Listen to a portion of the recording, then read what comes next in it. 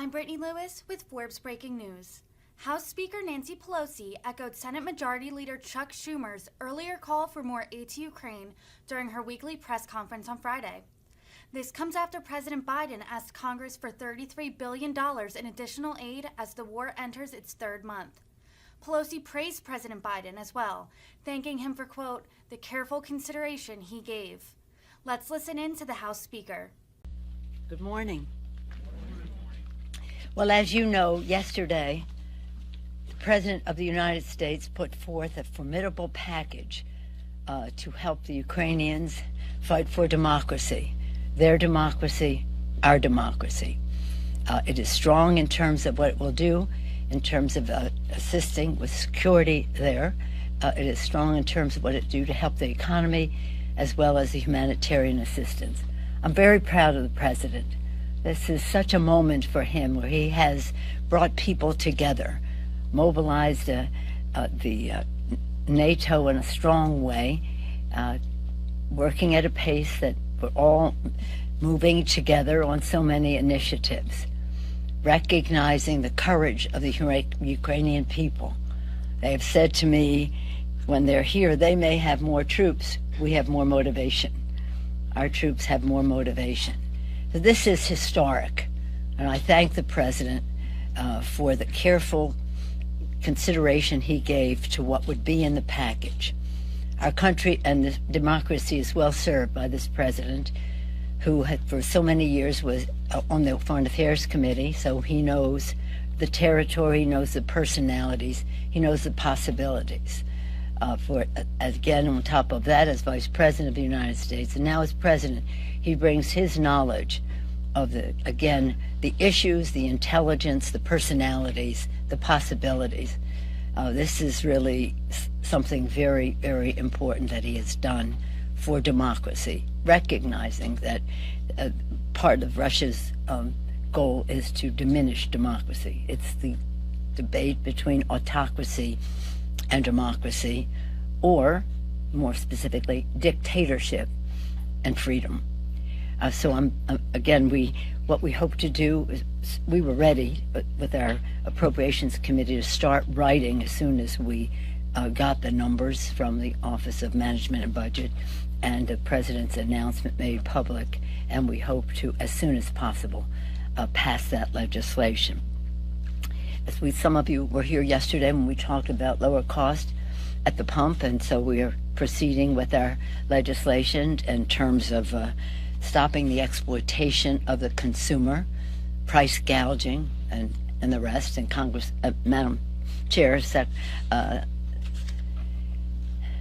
Maria Cantwell, to have her legislation to do the stabilization in terms of prices and the rest.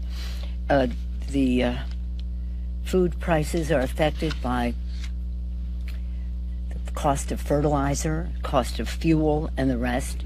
So all of this is about lowering prices at the pump, lowering prices at the grocery store, and putting a very strong, watchful eye on the corporate America, who has a business plan in some instances that is about profits at the expense of America's working families, and also about lowering prices, lowering wages as they raise prices, increase their profits. So much of what is challenging us now in our economy relates to supply chain.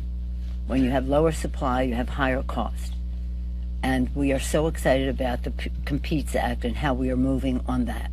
Yesterday I met with some of the chairs of the committee to be ready, because next week the distinguished leader in the Senate has said that they will be hopefully finishing the motions to instruct next week in the Senate, which will enable us to go to a conference, and we hope to do that as soon as possible. This Competes Act is so important because of chips, and semiconductors. You all know that. It takes 1,000 chips to make a car, 2,000 to make an electric car, for example. Many other products are dependent on the use of chips, and we have to be making them at home.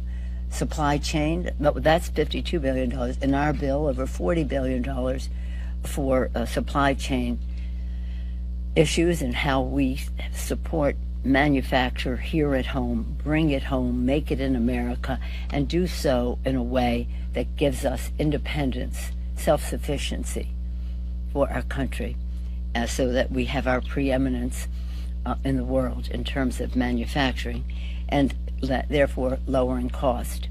And a third part of that is education and research and apprenticeships, that many more people can participate in how we go forward in this new, independent, self-sufficient way for America, where we're not depending on the factors of production from other countries, which can be held up, whether we're talking COVID holding it up, or you're talking Ukraine holding it up. For whatever reason, we cannot be dependent. And so this legislation is really transformative. Our goal is always to make sure people can survive, but we have to do better than that. We want them to succeed. In order for that to happen, we have to be transformative in how we have our public policy, in order to work with the private sector, with the nonprofit sector, with the academic world and the rest, to involve many more people in our industrial base, and again in our education, to get us to the place where we were preeminent decades ago. Other countries copied our model of research and academic excellence, and then our jobs went offshore because it was cheaper, and now we're knowing that that was very costly to go offshore. We need to come home. So with that, we have quite a full plate. Ukraine, price at the pump, all a part of lowering cost, and again competes to take us to a different place. Any questions? Madam Speaker, quick question. What do you make of the recent recordings that showed that Mr. McCarthy, Minority Leader McCarthy, knew that his members were a danger, or they posed a danger, but it's because since then he has not wanted to punish anybody from Paul Dosa or Martin Luther King. Yes, but the recordings clearly show that he knew that those people posed a threat. You know, we're here largely as legislators. That's what I love about this place, because we legislate to make law, listen to the people, make laws that meet their needs, to improve their lives. What you're talking about, I'm not going to comment on, except to say this. It was interesting to me that the leader talked about the concern that he had, if in fact those were his words, which that's up to you to decide, that he was concerned about his members causing danger here, and at the same time complaining that we have magnetometers to keep guns off the floor of the House. It just seemed inconsistent to me, especially now that one of his members was seen taking a gun into an airport. I thought you were arrested for that. Tried to take a gun on a plane. I guess his member was treated differently. Yeah. Well, I'm not going to spend this meeting talking about Kevin McCarthy's inconsistencies with his caucus. So just understand that. You want to talk about competition in the world, so America is number one. You want to talk about protecting democracy from dictatorship. You want to talk about lowering costs for the American people. I've said what I'm going to say. It's up to them. People have to make a judgment about how the Republicans in Congress hold their members accountable. And they can't say on the one breath, I'm afraid that they're going to cause danger to other members, and at the same time complain about my having magnetometers on the floor of the House. That's all I'm going to say about it. So if you want to waste your question on that, that's up to you. Yeah, yes, ma'am. Madam Speaker, just on HR 40, I was just curious. On what, dear? On HR 40, why hasn't the House yet brought up its bill to set up a commission on reparations yet? And do you plan to bring HR? Oh, sorry. HR 40? You're talking about that. And what's your question? No, I was just curious, why hasn't the House yet brought up that bill? And do you No, well, I think they're having hearings. It's a bill just to have a study, and it's up to the committees to have their hearing on that. I think people welcome that conversation. Congresswoman Jackson Lee has been a champion on that. Yes, ma'am. Just to follow up on your comment, because I know you were referencing the incident with Congressman Coughlin Okay, I'm not talking about that anymore, okay? I am not making any comments. Look, you have a concern about the behavior of the Republican conference. I have a concern that they are not here for meeting the kitchen table needs of the American people. My concern about their ethics and their behavior is something the American people and their constituents have to make a judgment about. But if you want to know what keeps me up about them, is that they are just opposed to all of the initiatives that we have to expand Medicaid so many more poor children especially can have access to it, that they oppose initiatives about pensions to ensure that families of these children have security into their grandparents and the rest, so they can have kitchen table concerns about the cost of food.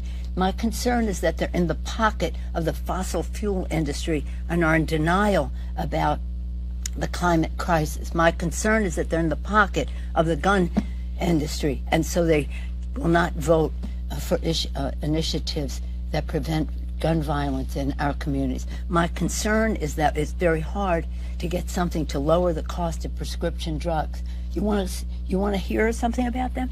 We had a bill that would contain the cost of insulin, $35 cap on the cost of deductible on the cost of insulin. The industry was charging 10 times that. We're talking about $30 to $35. They're talking about $300 to $600. Do you know how many Republicans voted to reduce the cost of insulin, which affects many families in our country? 12 Republicans. So that what matters to me is what matters to the American people. We have a responsibility to have an ethical standard here. They have to take care of their own house. If not, there will be ethics complaints. But I'm not spending my time on them in this meeting. We're fighting for America's working families. We're fighting for the kitchen table concerns. We're not here to talk about books that were written and what would you say the word is? Just total inconsistencies about who was responsible for January 6th. The President of the United States incited an insurrection against the Constitution, against the Congress, against this Capitol. They had their mixed reviews about it, and now they have to deal with their inconsistencies about it. But the fact is, many of them, as the leader has indicated, could be a danger, as he said, and that's why we are protecting the members of Congress. Democrats are siding with Republicans and calling for a vote on Title 42, while both caucuses are largely united on arming Ukraine. So why not split the votes? Well, we haven't made any decision about how we go forward, but let me just say about Title 42, President Biden did the right thing to substitute something that is more effective at the border, to protect our border, and to respect our responsibility to welcome refugees or asylum seekers to our country. That we need a better plan than the Trump administration had in effect. I always like to quote two people. One is the person who represented the evangelical community, the Association of Evangelicals, when he said, the United States program of refugee resettlement is the crown jewel of American humanitarianism. That's what we have to get back to, a place like that. 42 is not in furtherance of that. But we have to have something else if the president's taking that away and his administration is putting forth a better way to go. The other one that I like to quote, and you've heard me time and time again, is Ronald Reagan. Read his last speech to the country. This is the last speech I will make as President of the United States, and I want to communicate a message to the country I love. And he talked about immigration in such a beautiful way. I don't want to do it. I won't do it justice in quoting the great communicator Ronald Reagan, but you should Google it. Madam Speaker, on the Ukraine bill here, Obviously, there's talk about maybe putting the COVID money in. You say there hasn't Yeah. been a decision made about. Well, I'm all for that. I think it's very important. We have emergencies here. We need to have the COVID money, and we need time is of the essence because we need the Ukraine money. We need the COVID money. So I would hope that we can do that. This is called legislation, and we'll legislating, and we'll have to come to terms on how we do that. But if they have to drop the price tag, the president reiterated the call for $22.5 billion. Yeah. Yet there was a deal between Senator Romney and Senator Schumer, a lower figure. Do you see that figure coming back up to 22.5? Well, I would hope it would come up to 22.5. But as you described, this is a Senate negotiation, and we'll see what they come up with because it'll be what can pass the Senate, and it would be paid for. And is Title 42 if it's related to that, or there's a vote on that? Well, that's a different story. Let's see what. what the Senate. My understanding is that the Senate is working on. I don't know this for sure, but my understanding is that the Senate is working on other language that serves the purpose at the border, but is not a Title 42. Madam Speaker, an issue that's a lot of American people are dealing with is the economy, and we just got the latest numbers showing that it dipped slightly. Is this going to have any effect on the 2022 election come November, the midterm? Well, I think this is an aberration. There's plenty other statistics and analysis that have said this is an aberration, and there are many other factors that show that we have growth in our near future. But what we're worried about is what it means to the kitchen table, again, not to the election, but to the kitchen table of the America's working families. This is a president that has, under his leadership, 8 million jobs in 1 year. Again, a large part of that comes from the private sector. We respect that. Public, private, nonprofit, public and private initiative, individual initiative, but public policy on the part of Democrats in the Congress, as well as the President of the United States, 8 million jobs, cutting unemployment in half, raising wages. And again, when that happens, inflation goes up. When you have unemployment going down, as we said, when you have supply chain issues, costs go up because supply goes down.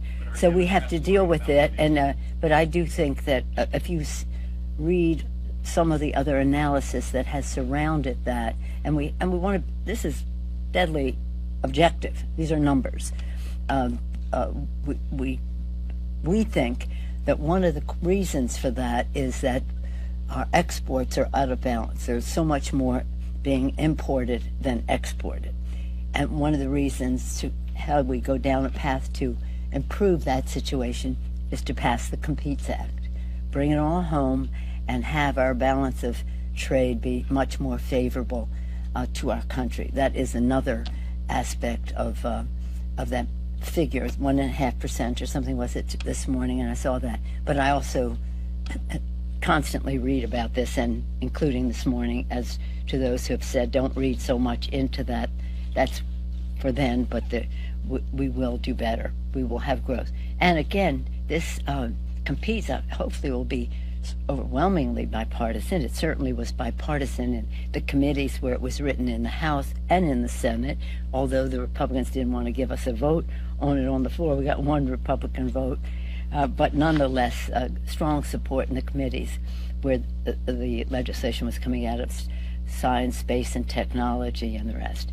I think a disagreement about whether we need chips, perhaps in one of the committees, but I think everybody knows that we need chips. So we have to, we can't ignore any of it. We can't ignore inflation. We have to pay attention to, watch those numbers and see what feeds into it. Is it the trade issue or what? Supply chain, how do we address that? Chips is an answer to a number of those. Thank you all very much. Have a good weekend. Thank you. Thank you.